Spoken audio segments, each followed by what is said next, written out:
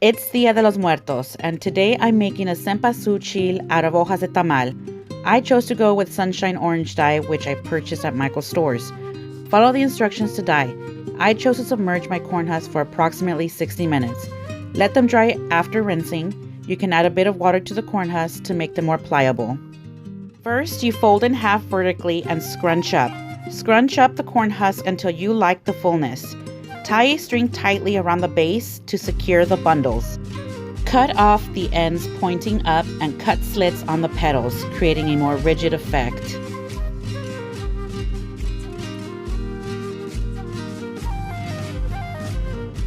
I ran out of green dye, so I decided to paint the stem part of the corn husks. Make sure to let dry. After it dries, cut zigzags along the edge.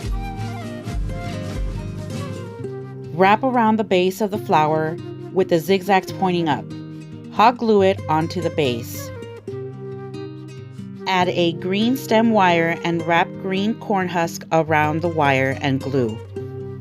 Make sure to cut any excess stem, and it's ready to display on your altars or your ofrendas.